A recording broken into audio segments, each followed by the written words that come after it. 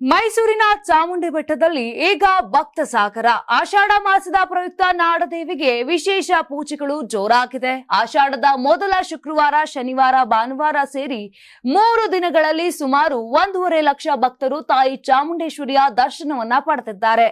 KSRTC ಬಸ್ಗಳಲ್ಲಿ 1336 ಟ್ರಿಪ್ಗಳನ್ನ ಮಾಡಲಾಗಿದ್ದು, ಇದರಿಂದ ಸಾರಿಗೆ ಸಂಸ್ಥೆಗೆ ಬರೋಬ್ಬರಿ 25 ಲಕ್ಷ ರೂಪಾಯಿ ಆದಾಯ ಕೂಡ ಬಂದಿದೆ.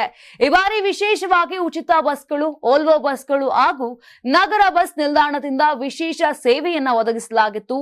3 ಕೆಎಸ್ಆರ್ಟಿಸಿ 25 ಲಕ್ಷ ರೂಪಾಯಿ ಆದಾಯ ಸಂಗ್ರಹವಾಗಿದೆ ಅಂತ ಕೆಎಸ್ಆರ್ಟಿಸಿ ವಿಭಾಗೀಯ ನಿಯಂತ್ರಣಾಧಿಕಾರಿಗಳು ತಿಳಿಸಿದ್ದಾರೆ.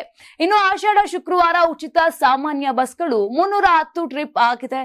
2,000 ರೂಪಾಯಿ ಟಿಕೆಟ್ ಪಡೆದವರು ಪ್ರಯಾಣಿಸಿರುವಂತಹ ಓಲ್ವೋ ಬಸ್ಗಳ 63 ಟ್ರಿಪ್ ಮತ್ತು ಸಿಟಿ ಬಸ್ ನಿಲ್ದಾಣದಿಂದ 207 ಸೇರಿದಂತೆ ಒಟ್ಟು 580 ಟ್ರಿಪ್ ಆಗಿದೆ ಅಂತ ಕೆಎಸ್ಆರ್ಟಿಸಿ ನಗರ ವಿಭಾಗೀಯ ನಿಯಂತ್ರಣಾಧಿಕಾರಿಯಾಗಿರುವಂತಹ ವೀರೇಶ್ ಅವರು ಮಾಹಿತಿಯನ್ನು ಕೂಡ ಕೊಟ್ಟಿದ್ದಾರೆ.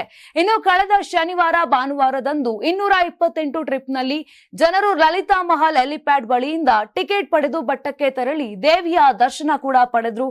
ಅಲ್ಲದೆ 300 ರೂಪಾಯಿ ಟಿಕೆಟ್ ನ 191 ಟ್ರಿಪ್ ಆಗಿದೆ ಮತ್ತು 2,000 ರೂಪಾಯಿ ಟಿಕೆಟ್ ಪಡೆದವರು ಓಲ್ವೋ ಬಸ್ ನಲ್ಲಿ 23 ಟ್ರಿಪ್ ಬಳಕೆ ಮಾಡಿಕೊಂಡಿದ್ದಾರೆ. ಇನ್ನು ನಗರ ಬಸ್ ನಿಲ್ದಾಣದಿಂದ ಒಟ್ಟು 334 ಟ್ರಿಪ್ ನಲ್ಲಿ ಬೆಟ್ಟಕ್ಕೆ ಕೂಡ ತೆರಳಿದ್ದಾರೆ. ಇನ್ನು 14 ಓಲ್ವೋ ಬಸ್ ಸೇರಿದಂತೆ ಒಟ್ಟು 194 ಬಸ್ ಬಳಕೆಯಾಗಿದೆ.